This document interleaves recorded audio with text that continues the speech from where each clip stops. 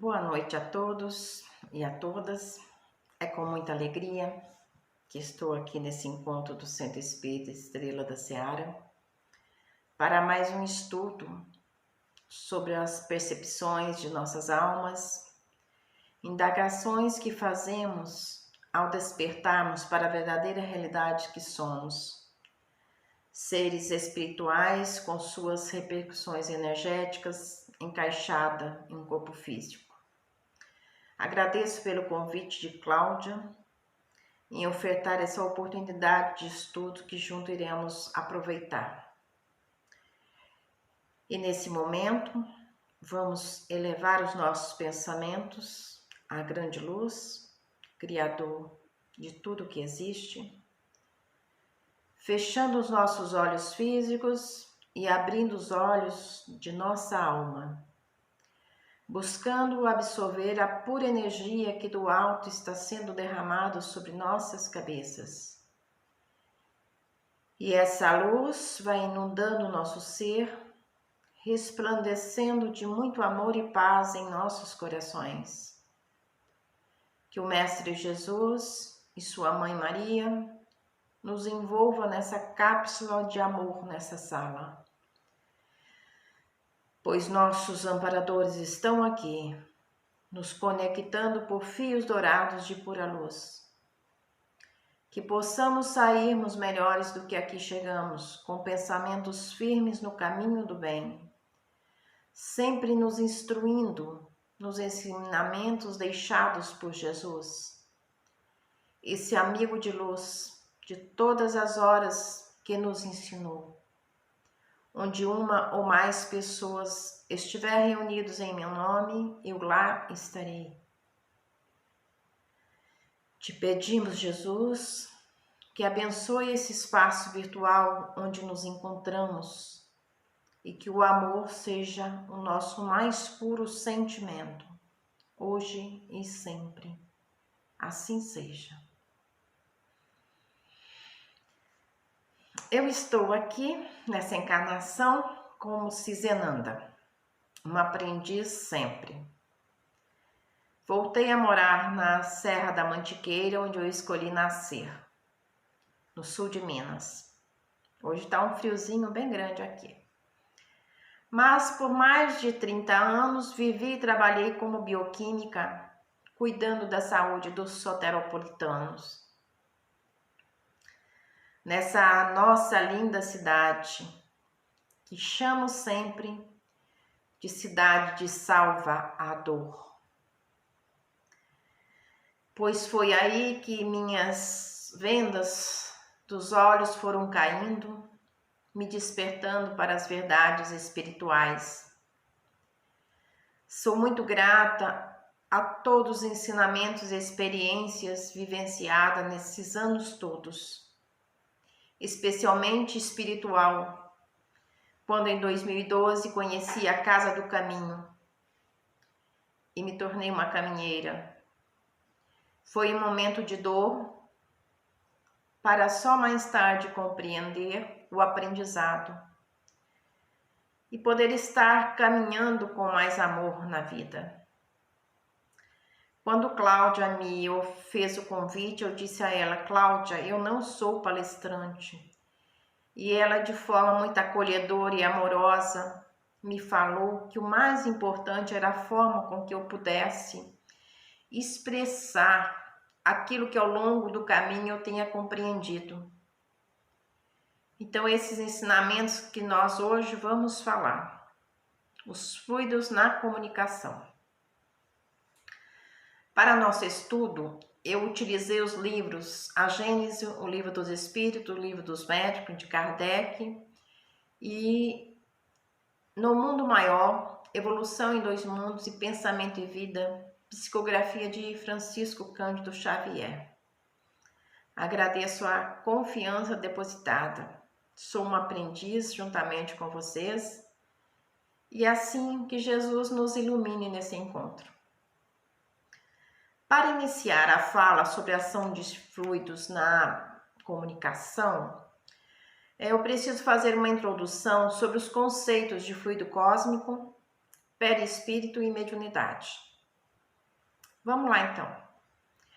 Eu gosto muito da definição que André Luiz, no livro Evolução em Dois Mundos, ele faz, onde ele nos diz que o fluido cósmico é o plasma divino, força nervosa do todo sábio. Nesse elemento primordial vibram e vivem constelações e sóis, mundo e seres como peixes no oceano. Essa poesia a gente não esquece quando ouve. Então, os fluidos são constituídos da matéria cósmica primitiva e encontrada em todos os planos de vida. O termo fluido cósmico universal ou fluido universal foi primeiramente usado pelo magnetizador Franz Mesmer e estudado por muito tempo por Allan Kardec, que em abril de 57 fez a primeira publicação intitulada O Livro dos Espíritos. Segundo Kardec, tal matéria é extremamente sutil e encontrada em todos os pontos do universo, possibilitando assim a origem das diversas matérias existentes, inclusive as mais densas. Então, no Livro dos Espíritos, na pergunta 27, onde o Kardec faz a seguinte pergunta: há então elementos gerais no universo, a matéria e o espírito? E os espíritos respondem: sim, e acima de tudo Deus, o Criador, o Pai de todas as coisas.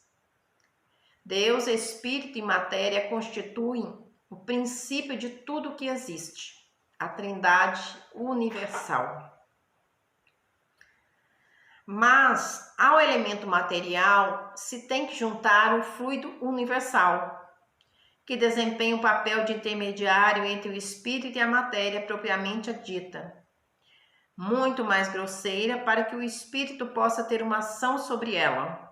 E ele continua: embora de certo ponto de vista seja lícito classificá-lo como elemento material, ele se distingue por suas propriedades especiais, pelas suas inumeráveis combinações com a matéria, e esta, sob a ação do espírito, de produzir infinitas variedades das coisas que apenas conheceis uma parte mínima. Esse fluido cósmico universal primitivo, sendo o agente de que o espírito se utiliza, é o princípio sem o qual a matéria estaria em perpétuo estado de divisão e nunca adquiriria as propriedades que a gravidade lhe dá. Esse fluido etéreo que preenche o espaço e penetra nos corpos é a matéria cósmica primitiva, geradora do mundo e dos seres. Então, no universo há dois elementos gerais distintos: o princípio material, por meio do fluido cósmico universal, ou matéria cósmica primitiva, que entra na constituição de todos os corpos materiais, visíveis e invisíveis, e o princípio espiritual, também denominado de espírito, que dá origem aos seres inteligentes como a espécie humana. Então vamos agora falar sobre a palavra perispírito, usada por Kardec, que já era conhecida por outros povos com outros nomes. Na Índia, Manu Mayapusha. O sacerdote egípcio, Ka. Corpo espiritual em Coríntios 1, capítulo 15, versículo 44, onde Paulo declara que o corpo ressurreto é um corpo espiritual, também mais comumente chamado de psicossoma ou corpo astral. Então, o perispírito, ou corpo fluídico, é um dos produtos do fluido cósmico. É uma condensação desses fluidos em volta de um centro de inteligência ou alma. E lá no capítulo 2 do Livro dos Espíritos, a pergunta 135 nos esclarece: existe no homem outra coisa que a alma e o espírito? E os espíritos respondem: existe o laço que une a alma ao corpo. E qual a natureza desse laço? Semimaterial, quer dizer, intermediário entre o espírito e o corpo. Ele é necessário para que se possa se comunicar um com o outro. E por esse laço que o espírito atua sobre a matéria e reciprocamente. O homem é formado assim de três partes essenciais. Primeiro, o corpo ou ser material, análogo a dos animais e animado pelo mesmo princípio vital. Segundo, a alma, espírito encarnado, do qual o corpo é a habitação. E terceiro, o princípio intermediário, o perispírito, substância semimaterial que serve de primeiro invólucro ao espírito e une a alma ao corpo. Então, vamos dizer de modo prático que o perispírito é a cola que une o espírito ao corpo durante uma encarnação. Então, falamos que o corpo carnal é uma energia condensada desse mesmo fluido cósmico universal, é um corpo tangível. Já no perispírito, a transmissão molecular se opera diferente, porque o fluido conserva a sua imponderabilidade, ou seja, um estado em que não se pode discernir se está sob a ação de um campo gravitacional ou em queda livre. É mais ou menos o que ocorre com o astronauta, o que ele sente ao movimentar com determinada velocidade ao redor da Terra. A sensação de falta de peso, flutuando no espaço, é uma massa sem peso. Então, como já vimos sobre fluido cósmico, perispírito, agora vamos ver sobre a mediunidade. A mediunidade é sintonia, troca de experiência entre desencarnado e encarnado. E ela não é exclusiva de algumas pessoas. Ela é uma capacidade, uma faculdade do espírito. Kardec sabiamente nos clareou com suas pesquisas. Ele trouxe uma abordagem bem didática, dizendo que essa faculdade é inerente ao homem, ou seja, pertencente ao ser humano. E não é privilégio exclusivo. Pode-se dizer que todos somos mais ou menos médium, dependendo dessa capacidade de intermediar uma comunicação com o espírito comunicante. Então, a mediunidade existe desde os primórdios, desde o primeiro homem encarnado na Terra. Então, é a ligação do homem na Terra com o mundo invisível, de onde nós viemos. Então, nessa inter-relação, a palavra médium, a tradução exata do latim é intermediário, ou seja, ele é uma ponte interplanos. É a comunicação mediúnica não ocorre só do outro plano para este onde estamos, mas também deste para o plano espiritual. Como, por exemplo, quando você ora com todo o seu amor. Essa energia chega onde você emana. Então, existem essas duas vias entre os espíritos encarnados, que somos nós aqui por hora, e os espíritos desencarnados. Então, a mediunidade, ela não é religiosa nem doutrinária. Não é cristã, hindu, chinesa, brasileira. A mediunidade é a capacidade de todos os seres encarnados aqui na Terra, na condição de ser humano. Ocorre que a partir de 1858, com o advento do Espiritismo moderno e com o lançamento dos Livros dos Espíritos, uma obra maravilhosa, esclarecedora, e logo depois o Livro dos Médiuns e o Evangelho segundo o Espiritismo, dentro dessa perspectiva da doutrina, Kardec estudou por mais de 14 anos, estudou muito a parte mediúnica e deu um pontapé inicial, pois nunca havia sido feito um estudo sério sobre o trabalho da mediunidade de uma forma clara, limpa, deixando para trás uma série de mitos que haviam em torno desse assunto. Por isso que hoje estamos aqui estudando numa linda sexta-feira, porque temos que aprender a cada dia mais. Já que estamos aqui encarnados, vamos aproveitar, né? Então, nos séculos anteriores a Kardec, quando alguém estava tendo um fenômeno mediúnico, falava, olha, ele está com um diabo no corpo. Então, Kardec esclareceu com propriedade que os espíritos não entram nos corpos dos médiuns, eles acoplam mediunicamente, acoplam psiquicamente ao campo energético do médium. Por isso o médium tem o campo mais solto, a aura mais dilatada, mais sensível. Vamos dizer de forma mais clara, o campo energético do médium, é mais dilatado, mais solto, e isso permite o acoplamento de uma energia, de uma outra consciência nesse interplano entre o espírito desencarnado e o médium. Então, o pensamento do espírito interpenetra a psique do médium, que reflete exatamente aquilo que o desencarnado está sentindo. Não há uma entrada espacialmente falando dentro do corpo do médium, como a maioria daqueles que não têm esse conhecimento falam. Assim também, quando dormimos, ocorre o desdobramento, ou chamadas também de saída do corpo, projeção astral, seja o nome que vocês conhecem. Quando ocorre o desdobramento, o corpo astral está ligado ao corpo físico por um conduto energético chamado então de cordão de prata, que também impede a entrada de qualquer ser extrafísico no corpo dormindo. Então, a mediunidade é uma comunicação muito segura. Não vai entrar nenhum espírito no corpo do médium.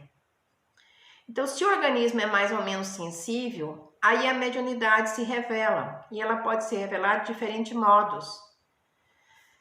Cada ser vai ter uma aptidão, o que resulta em tantas variedades quantas sejam as espécies de manifestações.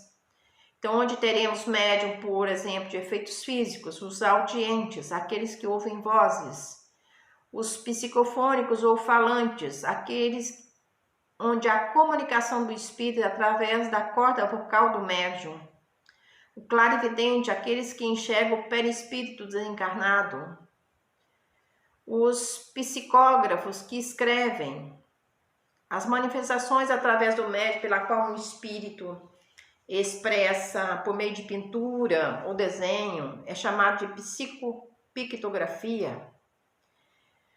Então, acho que depois dessa introdução, vamos à ação dos fluidos na comunicação.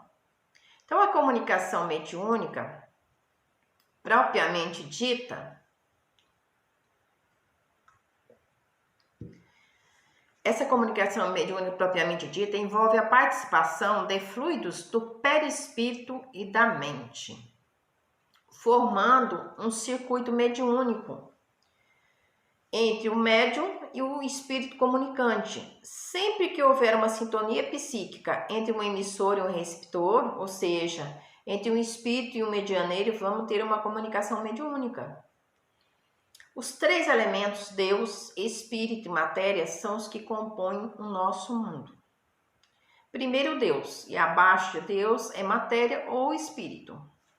Por isso que esse estudo dos fluidos vem justamente fortalecer o que precisamos saber para não estarmos passando informação equivocada a respeito das comunicações.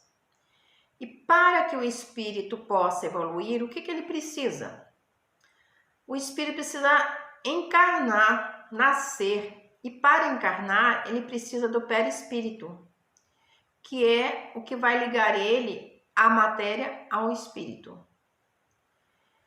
Então, para que aconteça a comunicação mediúnica, ela passa por três fases. A primeira fase são os fluidos, que são a substância que possui a capacidade de expandir.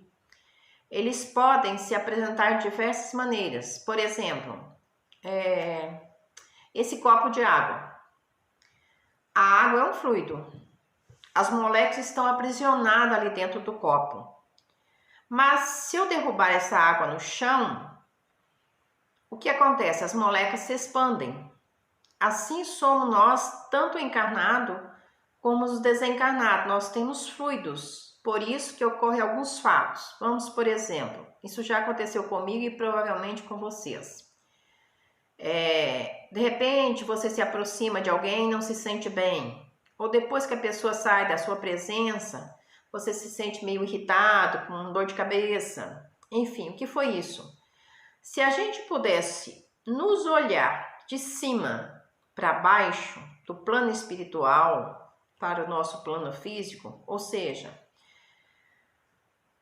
olhando o plano espiritual para nós com a visão mais ampliada, não iríamos ver só o nosso corpo denso, iríamos ver todos os nossos corpos ao nosso redor. nosso duplo etérico, nosso espírito, nosso corpo mental, ou seja, todos os corpos fluídicos, que aqui agora não vem ao caso falar sobre eles. Então, quando estamos conversando com alguém, nossos pensamentos estão interagindo, nossas energias estão ali colabando e os fluidos estão circulando. Por isso, a importância de sempre estarmos com os pensamentos positivos e elevados. Agora vamos voltar ali à comunicação mediúnica. Então, na fase inicial das manifestações mediúnicas, o espírito comunicante envolve o médium nos seus fluidos e após esse envolvimento fluídico, inicia-se a segunda fase da comunicação, que é caracterizada pela conexão perispiritual, que é do perispírito com o perispírito. O perispírito do médium se expande e do comunicante também. O espírito transmite a sua vontade ao médium. Então se forma uma atmosfera fluídico-espiritual comum. Então volto a afirmar, sem o perispírito não há comunicação. O comunicante precisa de um outro perispírito para ele passar o que está sentindo. Porque o que ele está sentindo está registrado no seu perispírito. E a terceira fase é a mente que vai atuar. A mente, por definição, é a palavra que abrange o conjunto de processos mentais e atividades psíquicas no indivíduo. Então, para melhor entender, é tudo que o espírito elabora, tudo o que ele quer. Ele vai imprimir no cérebro físico o seu desejo. Pois o corpo sem o espírito é um cadáver.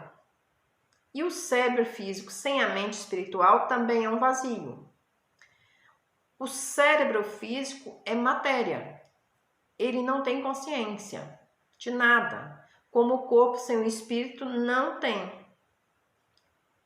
Então, o cérebro físico sem a mente espiritual, ele é um vazio. Agora, o espírito comunicante atuando nesse cérebro é que vai fazer com que o corpo registre as sensações, os sentimentos e desejos que o espírito tem.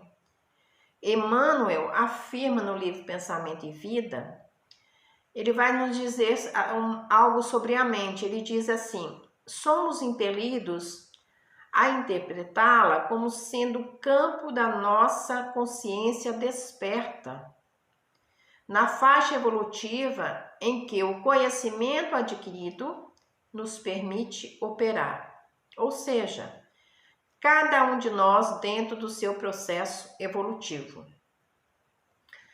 Pois cada um está no seu tempo de evolução, então cada um vai despertar no seu tempo. E nós aqui já sabemos o que estamos fazendo aqui. E a nossa responsabilidade, à medida que a gente vai tendo conhecimento espiritual, esse conhecimento que a gente vai adquirindo é muito grande, a nossa responsabilidade. Então, as afinidades fluídicas, perispirituais, mentais, precisam ser bem compreendidas pelo médium. E como falamos lá atrás, todos somos de alguma maneira médiuns. E se não for bem compreendida, a comunicação mediúnica pode ser inviabilizada ou apresentar má qualidade na recepção do pensamento do espírito comunicante. Então, a comunicação mediúnica está diretamente subordinada aos conhecimentos que o médium vai adquirindo e principalmente a conduta moral desse médium. Sobretudo quando se refere às mensagens instrutivas provenientes de espíritos superiores. Por isso é muito importante o médium ter coerência naquilo que pensa e faz no mundo. É essa conduta moral do ser que faz com que essa comunicação possa se desenvolver de forma tranquila. E esse envolvimento fluídico permanece durante todo o processo da comunicação mediúnica. Essa conexão perispiritual permite maior aproximação entre o médium e o espírito comunicante, condição que dá ao espírito uma maior clareza de expor as suas emoções, sentimentos, sensações. E é isso que se caracteriza o circuito mediúnico propriamente dito. Assim, o médium capta os pensamentos do espírito e os transmite, como por exemplo, através da psicofonia ou da psicografia. E é isso, minha gente. Isso foi o que eu pude compartilhar com vocês hoje.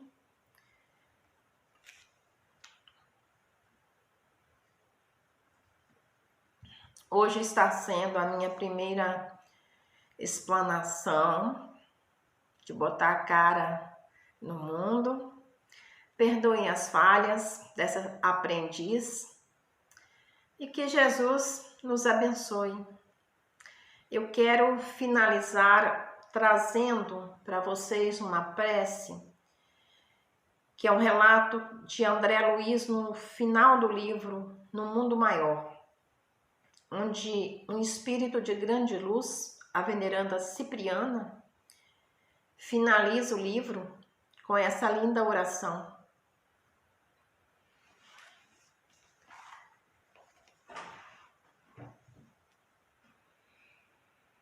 Senhor Jesus, permanente inspiração de nossos caminhos, abre-nos por misericórdia, como sempre, as portas excelsas da tua providência incomensurável. Doador da vida, acorda-nos a consciência, para semearmos ressurreição nos vales sombrios da morte. Distribuidor do sumo bem, ajuda-nos a combater o mal com as armas do Espírito. Príncipe da paz, não nos deixes indiferentes à discórdia que vergaste o coração de nossos companheiros sofredores. Mestre da sabedoria, afugenta para longe de nós a sensação de cansaço, à frente dos serviços que devemos prestar aos nossos irmãos ignorantes. Emissários do amor divino, não nos concedas paz, enquanto não vencermos os monstros da guerra e do ódio, cooperando contigo em tua augusta obra terrestre. Pastor da luz imortal, fortalece-nos para que nunca nos intimidemos perante as angústias e desesperos das trevas. Distribuidor da riqueza infinita, supre-nos as mãos com teus recursos ilimitados, para que sejamos úteis a todos os seres do caminho, que ainda se sentem minguados de teus dons imperecíveis. Embaixador angélico, não nos abandone ao desejo de repousar indebitamente e converte-nos em teus servidores humildes, onde estivermos. Mensageiro da boa nova, não permita que nossos ouvidos adormeçam ao coro dos soluços dos que clamam por socorro nos círculos do sofrimento. Companheiro da eternidade, abençoa-nos as responsabilidades e deveres. Não nos relegues à imperfeição de que ainda somos portadores. Dá-nos, amado Jesus, o favor de servir-te, e que o Supremo Senhor do Universo te glorifique para sempre. Assim seja. E que toda luz e todo bem, toda paz e todo amor esteja conosco sempre. Assim seja.